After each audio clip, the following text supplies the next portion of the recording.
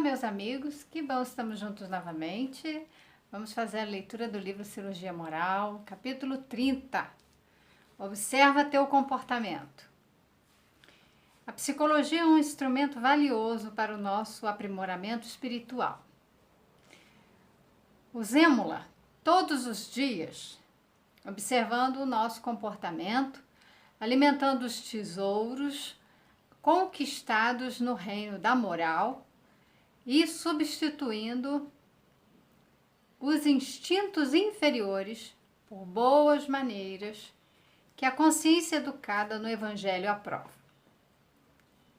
Veja que ele usa aqui a psicologia, né? Ele define como um instrumento de aprimoramento espiritual. Então, seria uma forma, né, ou uma técnica, não pensando na ciência psicológica em si, mas vamos dizer assim, uma forma como a gente usaria para fazer uma autoanálise. A gente pode chamar isso de uma psicologia, um estudo do psiquismo, um estudo da nossa mente. Então, uma observação de nós mesmos. Então, pensando enquanto um recurso para que nós possamos aplicar a nossa própria vida. Não é se formar em psicologia, né? Se tornar um psicólogo. Aqui, como ele coloca, de uma forma assim, mais de senso comum, para a gente entender a psicologia como um modo de observar a nós mesmos e cuidarmos da nossa mente, do nosso psiquismo. Para uma leitura espírita, a gente vai entender que é o ser espiritual que a gente vai, então, prestar atenção no que a gente pensa, no que a gente sente. Veja que ele fala, né? Observando o nosso comportamento. E tendo o aspecto moral aqui, né? Que ele fala dos tesouros conquistados no reino da moral, substituindo instintos inferiores por boas maneiras. E acrescenta que a consciência é educada no Evangelho. Então, de modo que nós temos a moral evangélica, então a moral que Jesus nos ensinou, guiando o nosso modo de ver o mundo e a nós mesmos para que a gente possa agir, né? Se comportar. O nosso comportamento, a nossa forma de pensar e sentir, ela vai passar pelo crivo, né? Pelo julgamento, pela própria avaliação que ele está chamando, então, de uma psicologia, né? Então, todo o texto aqui, né? O capítulo, como é o título, Observa Teu Comportamento, é para isso. Chamando a nossa atenção para que nós estejamos atentos àquilo que nós fazemos, a forma como nós nos comportamos. O tempo que gastaríamos na maledicência, aproveitemo-lo na autoobservação. Então, foi isso que eu acabei de falar. É todo um estímulo que ele está dando aqui, né? Uma argumentação que ele faz para justificar a importância de nos observarmos, com o sentido de nos melhorarmos em todas as frequências espirituais. Esse exercício é um trabalho que agrada a Jesus e conquista a amizade dos benfeitores da vida maior. Então, observar o nosso comportamento requer de nós uma atenção, uma disciplina, de modo que a gente pode dizer que é um exercício.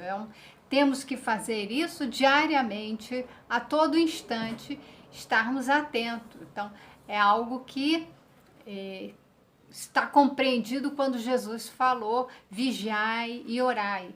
Nós precisamos estar atentos, vigilantes ao que nós sentimos, pensamos e fazemos o tempo todo. Né? Não é uma observação ansiosa. Veja que não é algo que... Não, eu tenho que estar atento, eu tenho que... É algo que no exercício, por isso que ele fala exatamente essa expressão, exercício. No início a gente se esforça um pouco, porque não estamos habituados, não estamos atentos, nós não estamos vigilantes. Nós estamos muito distraídos na vida, agindo de forma impulsiva. Então, vamos precisar exercitar isso. Observar o que a gente faz. Opa, eu fiz isso.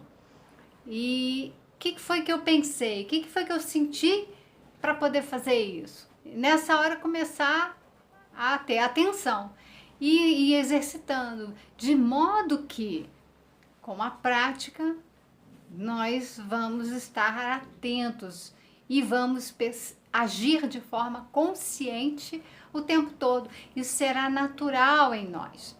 O que hoje é natural é a nossa distração, é agir sobre esse impulso, sobre os nossos instintos. Veja que precisamos exercitar. Todos temos uma conduta. Todo mundo age, tem uma forma de agir. Entretanto, isso não basta, sendo necessário que tenhamos uma vida reta. Não basta agir.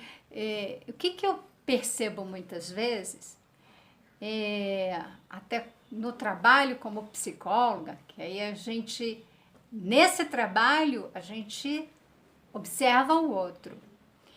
No trabalho que nós estamos propondo é de autoconhecimento, é autoanálise. Então, nós não estamos aqui para ficar observando o comportamento do outro. Estamos aqui para fazer o exercício de observar o próprio comportamento. Mas o trabalho da psicologia, o profissional psicólogo, ele no atendimento, ele está atento ao discurso do outro. Já falamos sobre a palavra. Então, a palavra é um instrumento de trabalho do psicólogo. Ele está atento à palavra, ao comportamento do outro. A psicologia, ela vai se voltar, né, para o comportamento, para a conduta humana, o que ele sente, o que ele pensa, como que ele vai até justificar as próprias ações. Isso é muito interessante, porque muitas vezes nós ficamos presos às justificativas do nosso comportamento. Eu fiz isso, por causa daquilo, porque o outro, porque geralmente o outro está envolvido. O outro fez isso comigo, aconteceu tal coisa, então eu queria fazer determinada coisa, mas não pude porque eu tive que fazer outra, por conta de outra pessoa, por conta de uma situação, por conta... Então, a gente vai localizando fora de nós o que seria a causa do nosso problema. E aí temos um conflito, porque a gente não quer reconhecer e aceitar que a causa do nosso problema não está fora de nós, mas está em nós. Se o problema eu fico procurando fora para justificar, olha, o outro fez isso comigo.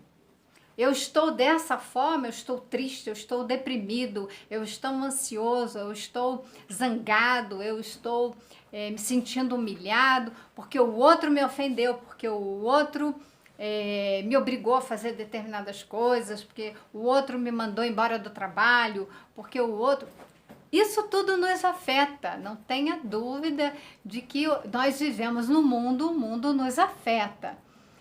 Mas o que faz com que uma pessoa que me ofenda, por exemplo, eu reage de uma forma e outra pessoa, ouvindo a mesma ofensa da mesma pessoa, reage de outra? Porque, na verdade, o que se passa é dentro de mim, como eu recebo aquela situação do meio externo. Eu posso me colocar no lugar de vítima. Se eu me coloco no lugar de vítima, eu me torno a coitadinha, eu me torno a pessoa carente, a pessoa doente, a pessoa que precisa também do cuidado do outro, né? Justifica o erro que cometeu no outro. Como que nós temos isso? Porque é muito mais fácil colocar a culpa no outro, a responsabilidade no outro, tirando de nós aquilo que de fato é nossa responsabilidade. Nós somos responsáveis por aquilo que nós pensamos, pelo que sentimos e o que fazemos. Não há como escapar disso. Então, atribuir para o outro é muito fácil. E na psicologia a gente tem o que chama de mecanismos de defesa. Um desses é a projeção. Então, eu coloco no outro, jogo para o outro. Existem outros, mas não vamos entrar nesse mérito. O que eu quero apontar é que muitas vezes a gente fica nesse lugar de não assumir para si a responsabilidade pela própria conduta, pelo o que se passa conosco, né, os acontecimentos, e a gente se coloca como vítima dos acontecimentos, das pessoas, do destino e até de Deus, resolvendo inclusive culpar a Deus como se ele fosse um grande vilão, sendo que Deus, ele só criou leis justas, misericordiosas, no seu imenso amor. A gente compreende isso, não há como a gente ir depositando fora de nós aquilo que nos pertence.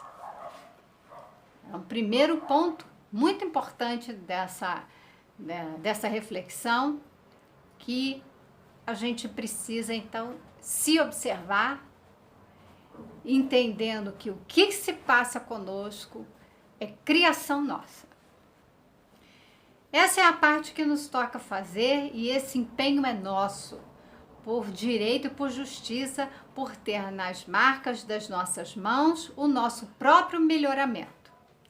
Há inúmeras pessoas que fazem parte de organizações que desprezam a oração, que não conseguem sensibilizar nem a si mesmos, por lhes faltar a energia atraída pela súplica. Esquecem-se também de que a oração não é somente o balbuciar das palavras, nem o decorar automático de frases ou páginas escritas pelos dirigentes das comunidades. Tudo o que fizeres dentro das leis de amor é uma oração a Deus, pois cada vez estarás enriquecendo a tua própria cultura espiritual, como faculta a tua consciência na tranquilidade do coração. Então, voltando à expressão vigiai e orai, agora ele, além de salientar a observação do comportamento, dessa vigilância, agora chamando a atenção para a oração, que a oração não é simplesmente falar, né? Não é um balbuciar palavras decoradas, não é, né,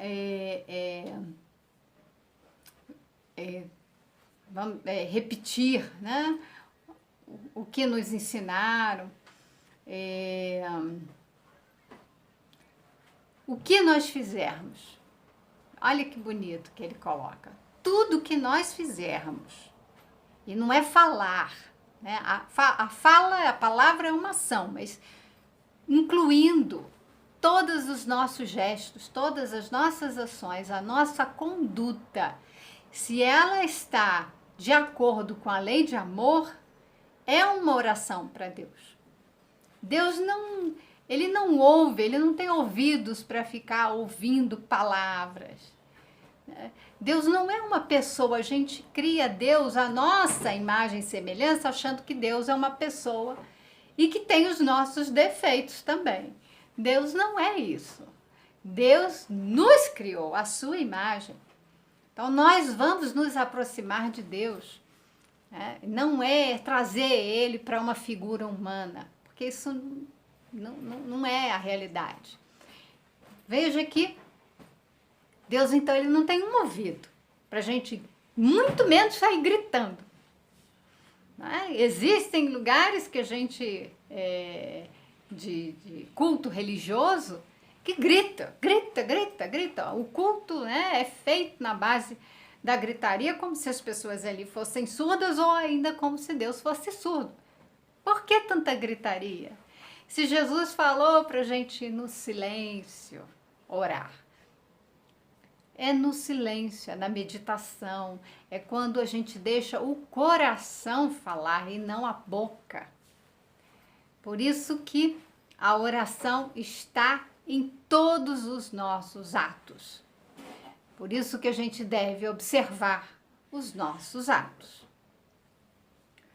A prece é, pois, um ato de gratidão. Quando mostramos o que já aprendemos na escola do Senhor, em tudo que estás fazendo com acerto, estás orando ao Criador e terás retorno de ambientes de maior conforto e paz para a tua jornada interminável. Então, a nossa jornada, que é infinita, nós não vamos morrer.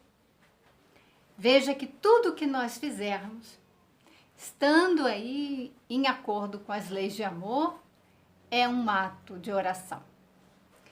Quem não aprendeu a orar não sentiu a vida na própria alma.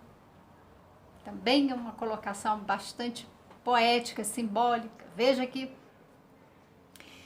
quem não sabe orar é porque ainda não sentiu a vida. O que é a vida? É aquilo que Deus nos deu, é a existência dele em nós.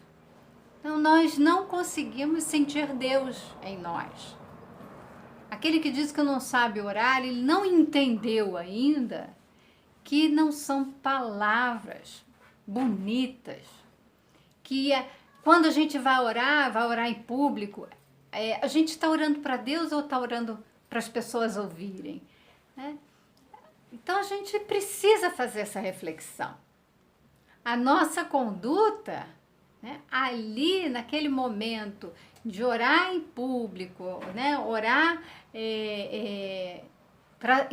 para si mesmo, né, no silêncio do nosso quarto, no Evangelho no lar, né, quando a gente faz a leitura do Evangelho no lar, é uma conversa íntima com Deus. E é o Deus que pulsa em nós. Então, é entrar em contato com a vida. Deus é o que nos deu a vida. Então, é entrar em contato com isso, com essa força, com essa potência, com essa energia de vida, de vitalidade, né, que nos anima.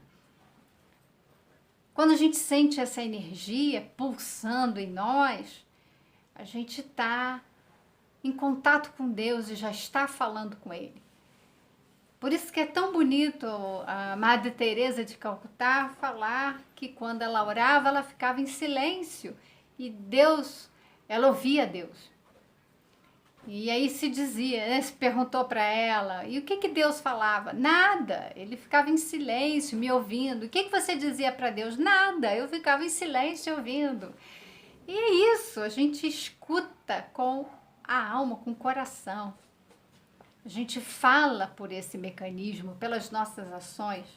Então, Teresa de Calcutá, ela orava o tempo todo no seu trabalho de doação, né? A doação do seu tempo, do seu amor, da sua vida, assim como Jesus fez, para aquelas pessoas necessitadas. Isso é amar, isso é orar, isso é observar o nosso comportamento, estar vigilante o tempo todo, porque estamos sendo guiados por essa força interior, que é o amor, que é essa vitalidade que está pulsando, então, Deus em nós. Deus se manifesta por nós. Então, quando nós estamos nessa situação, nessa vibração, é Deus que se manifesta. Os nossos comportamentos, eles são oração, porque eles manifestam Deus. A prece te dará forças novas para corrigir as tuas falhas, sejam elas quais forem. Quem vive no clima de oração sente mais o céu palpitar por dentro e Deus a dirigir os seus passos. Eu acabei de falar isso. Então, quem vive o clima da oração, a oração pulsando, quem vive, ou seja, age, está em comunhão com Deus, né? Deus se manifesta, Ele dirige os nossos passos, Ele nos diz no íntimo o que nós temos que fazer. O santo e o místico são dados a profundas meditações e são esses seres incompreendidos que nos dão exemplos de virtudes. Isso é muito importante para que a gente não eleja pessoas que não vibram Deus, que não manifestam Deus como se fossem santos. Nós estamos longe disso. Nós somos seres muito imperfeitos. E muitas vezes somos dirigidos pelos nossos interesses mesquinhos e egoístas. Então a gente deve cuidar das nossas atitudes, dos nossos comportamentos, da vigilância e de estarmos num estado de oração, para que Deus se manifeste em nós. E não ficarmos depositando em outras pessoas, tanto jogar a responsabilidade pelos outros, quanto depositar nos outros esse papel de ser o que vai nos salvar, o que vai nos curar, o que vai nos colocar em contato com Deus. Não é o outro, não existe intermediário. Então, se a gente tem essa clareza, a gente percebe que Deus está dentro de nós e que Ele tem que se manifestar por nós, em nós. Ele vai falar a nós. Então, não precisamos do outro para acreditando que o outro vai manifestar Deus. Ele não vai. Ele vai manifestar para que Ele possa agir na vida dele e a gente vai ver que cada um expressa a Deus quando age com amor. Somente quando com amor. Faltou o amor, né? A nossa conduta, observa ela, se a nossa conduta, como ele falou aqui, não está ali, a nossa consciência não está educada no Evangelho, a nossa conduta vai refletir ali os erros, né? As nossas imperfeições, os nossos vícios. Então vamos fazer esse exercício para observação de cada, né? Cada um faça a sua observação, seu autoconhecimento, percebendo o que sente, o que pensa, para expressar, tá? Pelo menos na maior parte das vezes, o amor. Expressar Deus, a manifestação de Deus através de nós. Então, não deixes o tempo passar sem que faças alguma coisa em teu benefício, mudando o teu modo de perceber, mas mudando no que aprendestes com as grandes almas. Então, vamos aprender com as grandes almas que conseguiram manifestar Deus.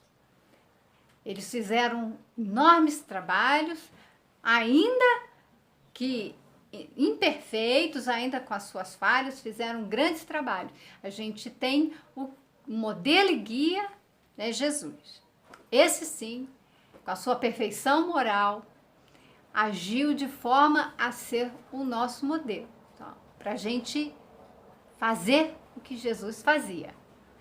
Se nós, conhecendo Jesus, conhecendo sua história, conhecendo seu amor, tudo que ele fez, nós não fizermos, nós não seguirmos o seu exemplo, é igual um espelho, é se espelhar nele.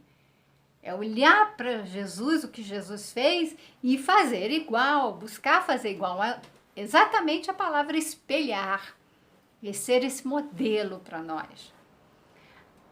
Se as pessoas não se espelham e falam em nome de Jesus, mas o seu comportamento não espelha esse amor, essa atitude, então elas estão em erro, elas estão enganadas, elas estão ou manipulando e querendo enganar, ou elas estão elas próprias iludidas e enganadas, né? Elas se iludiram achando que são algo que não são ainda, que não conquistaram.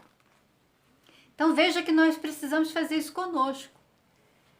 Nós estudamos a doutrina dos Espíritos, estudamos o Evangelho, nos aprofundamos, sentimos ali, queremos Jesus na nossa vida, queremos fazer o que Jesus fazia, mas nós, na hora de fazer, nós questionamos, julgamos o outro, nós criticamos, nós achamos que a pessoa deve morrer porque ela é ruim, achando que o mal tem que ser eliminado, né, dessa forma.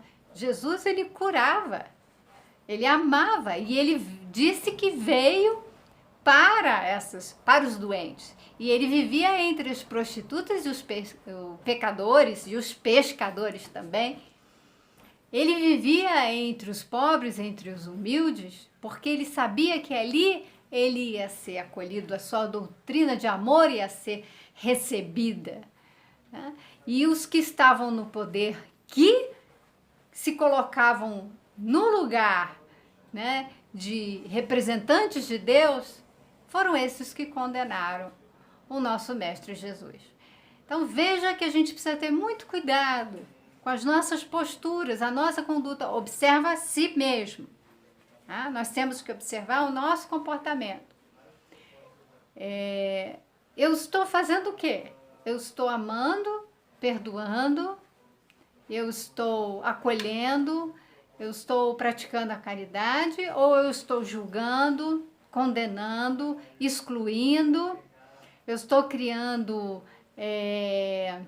regras e determinadas condutas, aí veja o seu comportamento, em que eu valorizo uns em detrimento de outros. Jesus não fez isso. Então tem alguma coisa errada, eu não estou me espelhando nesse modelo de vida. Então, precisamos começar a fazer essa reflexão que é muito profunda para poder observar melhor a nossa conduta. Então, ele fala: para tanto, temos, por misericórdia divina, o pergaminho de Cristo como herança nossa. Vamos acertar a nossa vida na vida dele. Vamos acertar a nossa vida na vida de Jesus, para que se façam as correções necessárias. Todos sabemos e conhecemos o bem e o mal e quais os caminhos que devemos trilhar. Todos temos uma voz interior que deve ser ouvida, como que um alto-falante dentro da consciência. Não há como negar. Nós realmente temos na nossa consciência algo que nos diz o que é certo e o que é errado. Podemos enfrentar certos dilemas em que algo que nos diz que é certo, mas ainda assim as opções que nós temos são poucas opções, nos parecem que todas são certas ou todas levam a um certo ganho, um certo prejuízo, e nós temos dúvidas do que fazer. Isso ocorre nessas situações em que estamos diante de determinados dilemas, né? Como eu posso ajudar essa pessoa? Eu acolho ela ou eu denuncio o sofrimento que ela está passando nos casos de violência, mas essa pessoa não quer que denuncie, como que eu faço? São várias situações de dilema, alguns profissionais passam, e que a gente deve fazer o quê? deve consultar a própria consciência, porque o que deve prevalecer é o bem. Algumas situações são muito, muito claras. Nós temos que valorizar a vida. Todo o nosso empenho deve ser em favor da vida. Qualquer vida. Não estamos aqui para decidir quem deve viver e quem deve morrer. Nós temos que criar leis que sejam mais próximas da justiça divina. E a justiça divina, ela não dá uma opção de matar. Nós já vivemos uma história longa em que nós criamos guerras e justificamos os nossos comportamentos equivocados no outro, colocando o outro como um inimigo, como uma ameaça. Por que o outro se tornou um inimigo, uma ameaça? Porque eu criei um sistema em que há essa separação, em que há preconceitos, em que há ódio, em que há discriminação, em que eu me julgo estar certa e ser uma pessoa, por exemplo, normal, e o outro ser a pessoa errada, ou doente, anormal, ou um criminoso.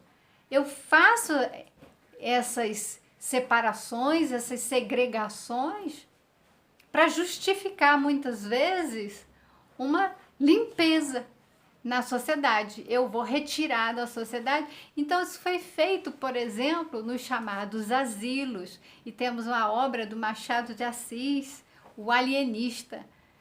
O que se fazia nessa época? Todas as pessoas que incomodavam a sociedade, que não eram interessantes para o trabalho, gerar renda para o capital, para o sistema capitalista. Então, eram pessoas que não trabalhavam, eram os idosos.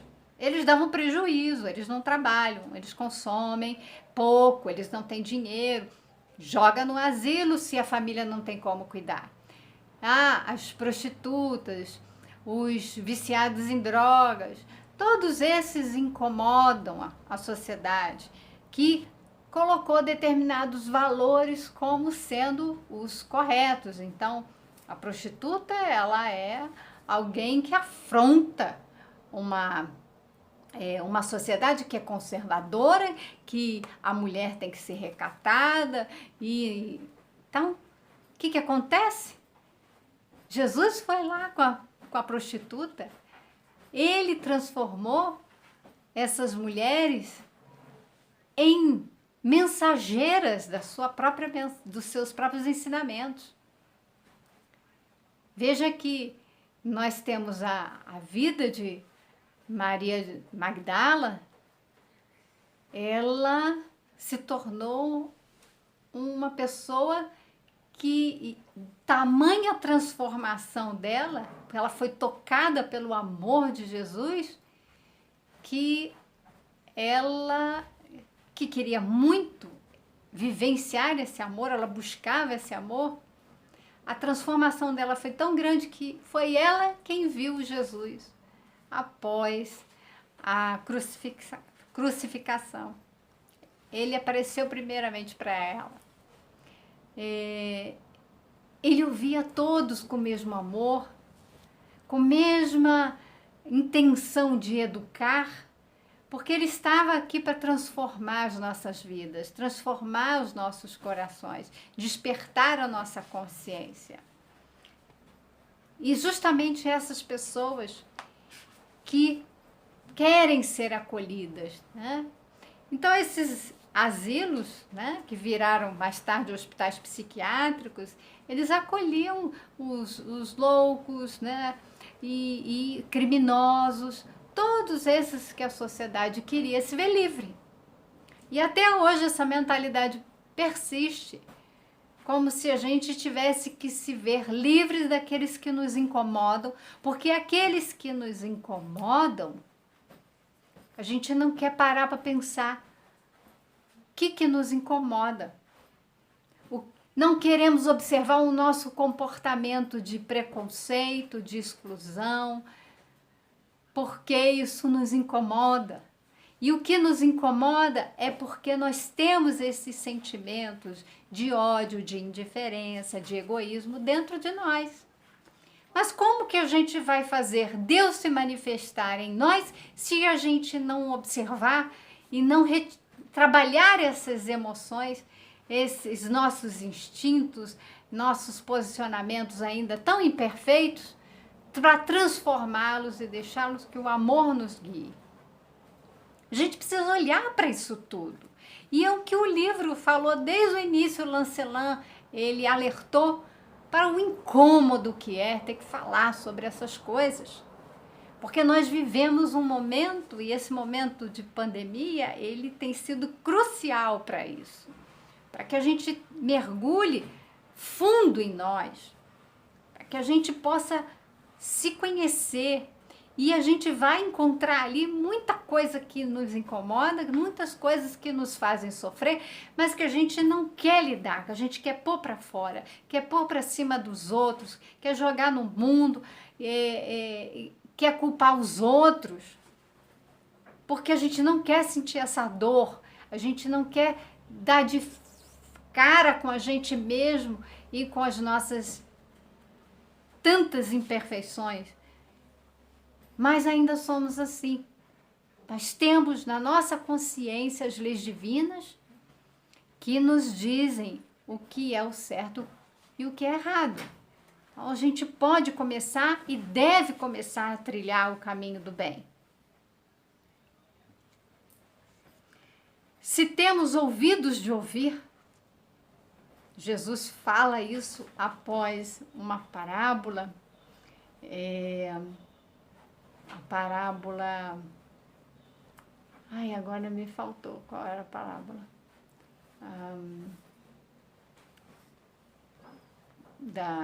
Não é da... Agora eu esqueci. Mas Jesus fala isso. Quem tem ouvidos de ouvir, ouça. É justo que façamos uma cirurgia moral em nós mesmos, em nosso comportamento, para que a luz desabroche em nossos corações hoje e eternamente. Jesus fala para que a gente tenha ouvidos de ouvir após um ensinamento, após uma parábola. O que ele quer dizer em termos ouvidos de ouvir? Exatamente isso que eu estou dizendo, o quanto que é duro, quanto que é difícil ouvir e acolher a nossa própria imperfeição. O quanto é duro, né? O quanto que é difícil perceber que os nossos comportamentos não se espelham no comportamento, né, nos exemplos de Jesus. Não se espelham. A gente ainda não compreendeu a mensagem de Jesus e muito menos segue. Quando a gente terminar essa leitura do Cirurgia Moral com essas provocações, espero que a gente já esteja sensibilizado para isso, que a gente possa começar a estudar em profundidade os ensinamentos de Jesus. Porque nós precisamos conhecer o que Jesus ensinou para poder vivenciar, para que a gente possa espelhar, para que Jesus de fato seja o modelo da nossa vida. E assim que Deus possa se expressar através de nós. Que sejamos esse canal de amor no mundo. E aí nós estaremos naturalmente agindo, né? Observando o nosso comportamento que se expressa em puro amor. Isso ainda vai demandar muito tempo de nós. Veja que nós ainda precisamos nos regenerar. Estamos nessa fase de transição. Então, vamos ainda passar por muitas coisas para fazer essa regeneração em nós. Mas é esse o chamado, é esse o convite. Dessa cirurgia moral que a gente precisa fazer, desse trabalho de autoconhecimento. Esse é o convite. Não, a gente não vai ser espírito puro agora, ou amanhã, ou porque o planeta regenerou. Não, planeta de regeneração não é planeta para espírito puro. São os planetas celestiais, os mundos celestiais é que abrigam espíritos puros. Ainda temos uma longa jornada, mas é preciso começar. E a gente pode começar observando-nos, sem ficar julgando o comportamento do outro, justificando as nossas ações por conta dos outros. Nós fazemos o que fazemos porque, de certa forma, escolhemos sentir, pensar e agir de determinada forma. Então, nós somos responsáveis por tudo que fizermos. E isso tem uma coisa que é muito boa, porque a justiça de Deus pairá sobre isso. Então, que a gente escolha, de consciência já desperta, o caminho do bem. Tenham todos muita paz e até o nosso próximo encontro.